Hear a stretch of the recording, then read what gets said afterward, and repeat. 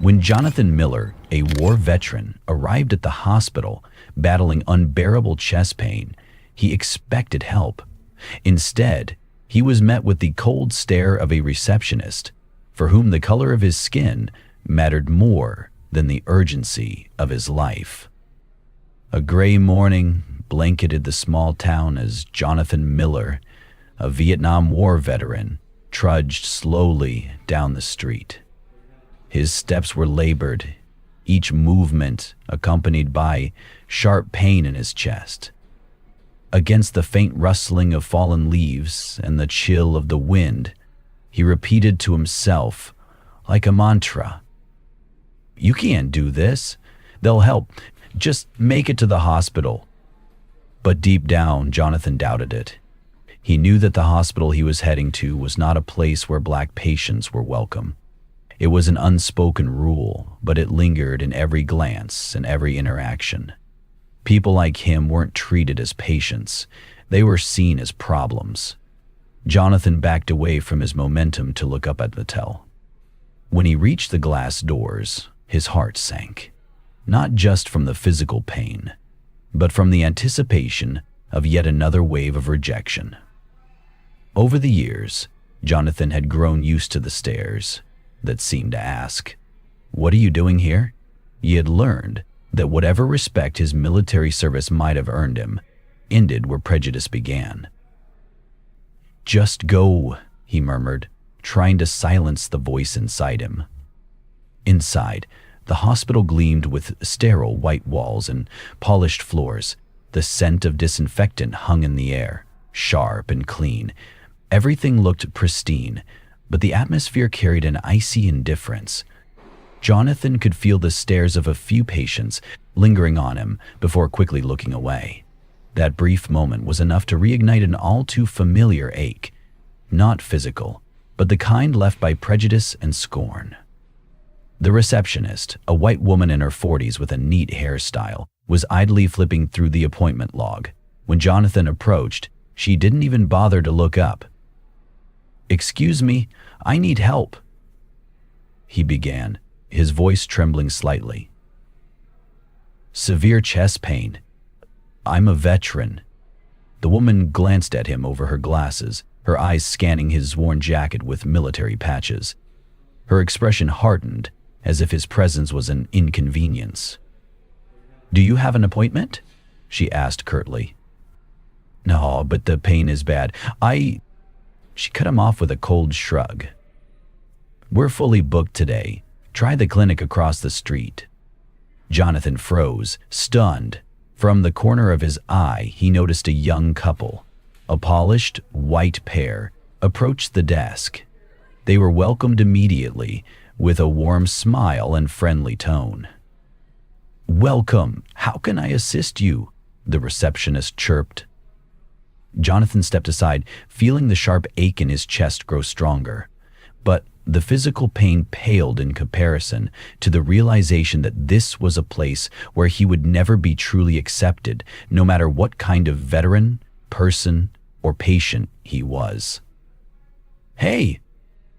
Black people aren't welcome here," he thought, barely holding back tears. Struggling to breathe and battling the searing pain, Jonathan realized that his life, his service, and his sacrifices meant nothing in a place where the color of his skin overshadowed everything else. Jonathan stepped out through the hospital's glass doors, and the world outside seemed to dissolve into a blinding sunlight. The street ahead appeared distant and hostile. His legs moved almost mechanically, as if disconnected from his will. The pain in his chest grew sharper, gripping every fiber of his being, but even heavier was the weight of humiliation. He had just realized he wouldn't be helped here because he was black. The air outside was cool, but it brought no relief. Jonathan paused, leaning against a nearby post. He tried to take a deep breath, but a searing pain shot through his chest, as though an iron fist was crushing his heart.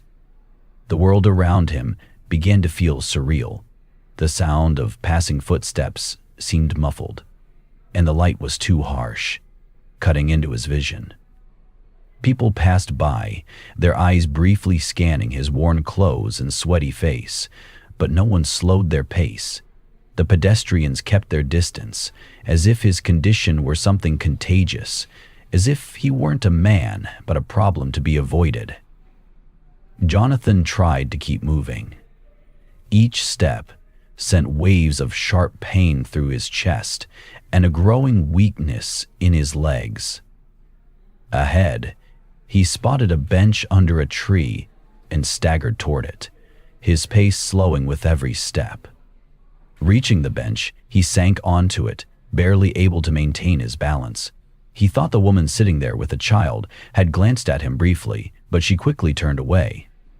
In his mind, a familiar question repeated itself, one he had asked so many times in his life. Why must I beg for what others receive as their right? His hands trembled. His breathing grew shallow. He leaned forward, resting his elbows on his knees, trying to steady himself. Images from his past flashed through his mind. His first day in the army, marching drills, and the day he came home, not to joy and celebration, but to cautious, mistrustful looks. The look he got when he looked at somehow, then glanced away again. The cautious look, it was his imagining, caught others of the patrols off. He tried to stand, but his legs gave out beneath him. He collapsed to his knees, then fell onto his side, feeling the cold pavement press against his body. Everything around him seemed to slow down. He could see a few passers-by, stopping at a safe distance, talking amongst themselves. No one approached, but more and more people turned their attention to him. Someone pulled out their phone to record what was happening. Jonathan noticed this from the corner of his eye, understanding that instead of receiving help, he had become a spectacle. The silhouette of a woman appeared before him, but he couldn't make out her face. She was shouting something, her voice sharp and piercing, but the words were lost in the noise filling his head. Her frantic gesture toward the hospital seemed to indicate she was calling for help, but Jonathan wasn't sure it mattered anymore. The world around him grew quieter. Voices merged into a monotone hum. He barely registered the sound of a siren approaching in the distance. His body felt heavier than ever, and the pain in his chest finally began to fade, replaced by an odd sense of peace. His consciousness was slipping away. In his last moments, before the darkness overtook him, a single thought flashed through his mind. Do I have to die here, on the pavement, because I'm black? And then, everything went still. Jonathan lay on the cold pavement, his consciousness drifting between reality and emptiness. Sirens, faint and distant at first, grew louder, pulling him back to the world around him. Soon, he saw feet. Black paramedic boots, medical bags, and white coats moving around him. People bustled, but their faces blurred as if they were a part of a dream. Paramedics quickly checked his pulse, measured his blood pressure, and began preparing the stretcher. Their short, professional exchanges sounded like a distant hum to Jonathan, disconnected from his fading awareness. Someone gently lifted his head and asked, "Can you hear me?" He didn't respond, but he felt his body being lifted onto the stretcher. The cold ground was replaced by the vibration of a metal platform. The surrounding sounds sharpened and became clearer. The siren wailed again, and he realized he was being loaded into an ambulance. A few minutes later, Jonathan opened his eyes as the ambulance came to a halt outside the hospital. He recognized the building. It was the same hospital that had just turned him away. Now the door swung open for him, and the same medics who had refused him earlier rushed to bring him inside. They wheeled him into a brightly lit corridor. The air smelled of antiseptic and something sharp, like chlorine. Nurses bustled around, checking his vitals and administering medication. But Jonathan's focus wasn't on the care he was receiving. He saw faces, the very administrators who had coldly dismissed him not long ago. The woman at the reception desk froze when she saw him. Her eyes darted between Jonathan and the doctors as if trying to understand why this man had returned. She seemed to feel guilty, but her pride kept her from saying anything. Meanwhile, in the emergency ward, the commotion began to draw the attention of other patients. Among them was Suzanne, the woman who had seen Jonathan collapse outside the hospital. She approached one of the doctors, demanding an explanation. "This man was here an hour ago. Why didn't you help him? Why was he left outside?" The voices of patients grew louder. People waiting in line exchanged indignant whispers and shook their heads in disapproval. Someone even began recording the scene on their phone. "This is just a misunderstanding," one of the nurses said, trying to calm the crowd. But the anger brewing among the people could no longer be contained. Jonathan, lying on the stretcher, struggled to turn his head toward the commotion. He saw how the same people who had ignored him earlier were now standing up for him. It didn't ease the pain in his chest, but it brought a strange sense of relief. His voice, though weak, had finally been heard. Soon, the hospital's chief physician arrived at the scene. His face was tense, and he realized the situation had spiraled out of control. Turning to the receptionist, he said sharply, "This man should have received help immediately. You'll explain this later." Jonathan felt a hand on his shoulder, and the doctor looked at him with determination. "We'll take care of you. You're in good hands," the doctor said, but Jonathan wasn't looking at him. His eyes shifted to the crowd in the waiting room, the people now discussing what had happened and demanding justice. For the first time in a long while, Jonathan felt he wasn't alone in this fight. Jonathan lay on a stretcher in the intensive care unit. The faint beeping of monitors, the rhythmic drip of the IV, and the quiet hum of medical equipment filled the air around him. Doctors were fighting for his life, but an even greater battle was unfolding just outside. The fight for justice. In the hospital's waiting area, tension had reached a boiling point. Suzanne, who had witnessed Jonathan collapse outside, stood her ground, her voice steady and filled with conviction. It wasn't just about Jonathan anymore. It was about everyone who had ever faced this kind of injustice. This man was denied care when he needed it most. "This is unacceptable," she declared loudly, addressing the chief physician, who had come to face the crowd. Around her, a group of patients had gathered. Some were recording the incident on their phones, while others voiced their outrage. "This is a disgrace," exclaimed an elderly man leaning on his cane, pointing toward the reception desk. "If it weren't for this woman, he could have died on the street." The receptionist, the same woman who had turned Jonathan away earlier, stood behind the desk, pale and visibly shaken.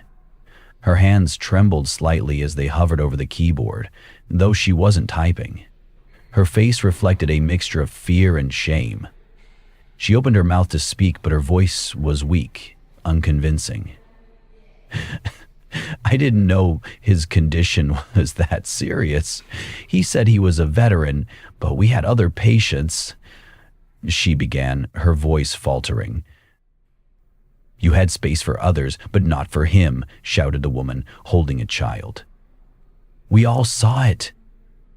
The chief physician, a middle-aged man with a stern expression, raised his hand to quiet the room. He looked directly at Suzanne, his face set with determination. "We acknowledge that this was an unacceptable situation. This patient should have received immediate care. We are launching an internal investigation to understand how this happened," he said, his voice firm and clear. "An investigation?" shouted a man from the crowd. "These are your employees, your reception staff. The responsibility is yours, not the system." The voices grew louder. People began recounting their own experiences with negligence and indifference at the hospital. One by one, their voices rose. Stories of hours-long waits, ignored concerns, and dismissive treatment. This isn't about one person. This is about a system that treats us like we don't matter, someone shouted from the back of the room. Meanwhile, journalists drawn by videos circulating on social media had arrived at the scene. Cameras captured the chaos, the anger of the patients, the statements of the doctor, and the nervous demeanor of the staff. One reporter directed their microphone toward the receptionist. "Can you explain why you denied this man care?" they asked, leaving her no room to escape. The receptionist stammered, attempting to justify her actions, but her words were drowned out by the noise around her. The situation was spiraling out of control. The chief physician intervened again, his voice cutting through the noise. "Please allow me the opportunity to make things right. I've already scheduled a staff meeting to address this, and we will implement new measures to ensure this doesn't happen again." "Words mean nothing," someone shouted. "We want action." Meanwhile, in Jonathan's room, another battle was unfolding. His condition had stabilized, but the doctors remained cautious. The heart attack he had suffered could have been fatal. He opened his eyes slowly, scanning the room. IV lines, monitors, nurses checking his vitals. It all seemed distant and blurry. But one figure stood out, Suzanne. She sat by his bedside, her phone in her hand, but the moment she noticed him awake, she leaned forward. "You're awake," she said softly, leaning closer.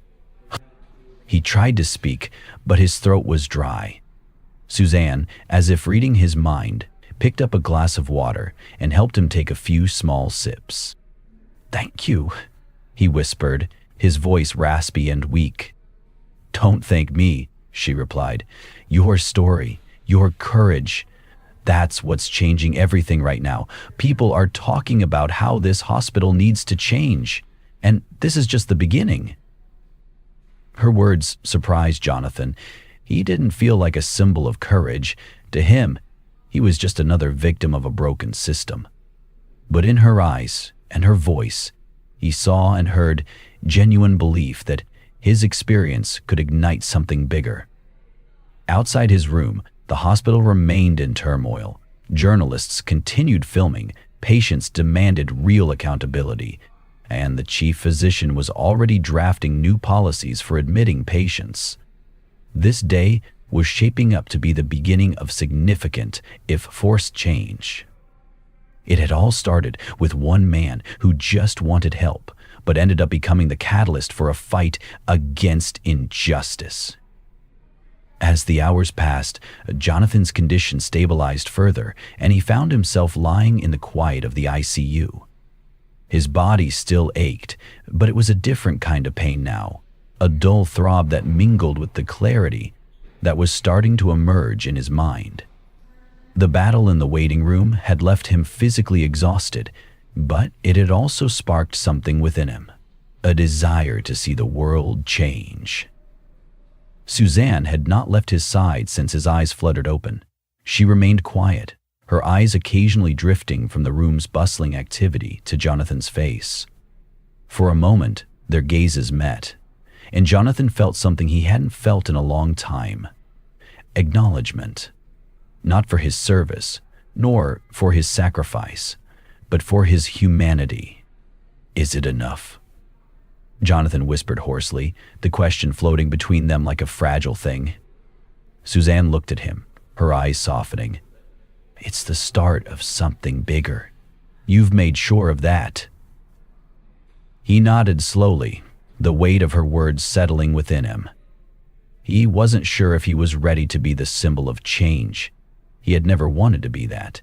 But in the moments of his vulnerability, he realized that sometimes the fight chooses you. Sometimes you don't get a choice. Outside his room, the atmosphere had changed. The once sterile corridors were filled with whispers and hushed conversations. The press had made their rounds, interviewing patients, doctors, and even some of the hospital staff. The receptionist was nowhere to be seen, and in her absence, the atmosphere felt a little less tense. The chief physician, having seen the uproar his staff's actions had caused, entered Jonathan's room later that afternoon. His expression was sober, his posture stiff, but not without a hint of remorse. "I owe you an apology," he said quietly, his eyes searching Jonathan's face for a response. Jonathan met his gaze without speaking. The apology was necessary, but it felt hollow. The damage had already been done. "I will ensure that this hospital undergoes immediate review," the doctor continued. "There will be changes in how we treat every patient, no exceptions. I'll make sure of it." Jonathan didn't respond. His gaze shifted to the window, where the sun was beginning to dip below the horizon, casting a soft orange glow over the town. He knew words were just that. Words. Action was where change would be measured. Suzanne stood up, placing a hand on his shoulder. "Let's get some rest," she said softly. "Tomorrow, we keep fighting. For you, for everyone who's been ignored." Jonathan let out a shallow breath. For the first time in years, he allowed himself to believe that maybe, just maybe, things could change. The following days were filled with interviews, public outcry, and a growing movement for accountability. It wasn't just Jonathan's fight anymore. It became the fight of a community that had been silenced for too long. And through it all, Jonathan remained in his hospital room, receiving the care he had always deserved, but never fully received until now. By the time he was discharged, the hospital had implemented new policies for patient care and racial sensitivity training for all staff. While the changes weren't perfect, they were a start. It was a victory, though Jonathan wasn't sure how to feel about it. After all, one victory didn't erase the years of struggle, the countless moments when he had been overlooked or treated as less than human. But as he left the hospital, Suzanne by his side, Jonathan felt a sense of resolution. He had made it through, and in doing so, he had lit a spark that would keep burning long after his own story faded from the headlines. The fight wasn't over, but it had just begun. As Jonathan left the hospital, a mixture of emotions swirled within him. He had survived, physically at least, but the deeper battle was far from over. He wasn't sure where the fight would lead, but one thing had become crystal clear. The problem was bigger than his personal struggle. It was a systemic issue, one that had plagued his life and the lives of countless others for far too long. The incident at the hospital, the cold treatment he had received, and the indifference shown by those in power highlighted a deeper issue that existed everywhere: racial injustice. It was a reality he had learned to live with, but never fully accepted. Every moment of disrespect, every barrier that was put up simply because of his skin color had been a constant reminder of how far the country still had to go in terms of truly offering equality. But in that moment, in that quiet ICU room, Jonathan realized something. His experience was not just his own. It was the experience of so many others who had been ignored, overlooked, and mistreated simply because of the color of their skin. And if his voice, weak as it was, could cause even the smallest ripple, it was worth it. The fight wasn't just about him anymore. It was about the people who had never had a voice, the people who were continually denied the most basic rights and respect. And through his suffering, something had shifted. The system had been forced to recognize its own failures. As the weeks passed, the conversation that Jonathan's case had sparked didn't die down. The pressure continued to mount. Hospitals, schools, workplaces, every institution began to feel the weight of the public's demand for change. People who had been silent were now speaking up, and slowly, But surely, the awareness of the deep-rooted racism that still poisons society began to spread. But Jonathan knew that awareness wasn't enough. Real, lasting change would take more than just dialogue. It would require action. It would require people to face the uncomfortable truth about the systems that perpetuated inequality. Suzanne stood by him through it all, a constant reminder of the power of solidarity and empathy. Together, they began to organize, to fight for those who didn't have the strength to fight for themselves. They joined with others, and together, they demanded accountability from institutions that had long turned a blind eye to racial injustice. And Jonathan, though weary, understood now more than ever that his fight and the fight of so many like him would not be won overnight. But as long as he had breath in his body, he would keep fighting. For himself, for Suzanne, for every black man and woman who had been ignored and discarded. His battle was far from over. The conclusion and message of the story. This story highlights the pervasive and painful reality of racial injustice. Jonathan's experience is not an isolated one. It reflects the everyday struggles faced by countless individuals who are subjected to prejudice and discrimination simply because of the color of their skin. The hospital incident serves as a metaphor for the broader societal issues that affect marginalized communities. Jonathan's battle is both personal and universal, showing how systemic racism continues to deny people of color the dignity, respect, and care that should be afforded to all humans. The story demonstrates the importance of speaking up, of standing up for what is right, and of pushing for accountability. It also reveals that change, while difficult and often met with resistance, is possible when individuals come together to demand it. Ultimately, the story calls for collective action, reminding us that each person's fight for justice is part of a larger struggle for equality and human dignity.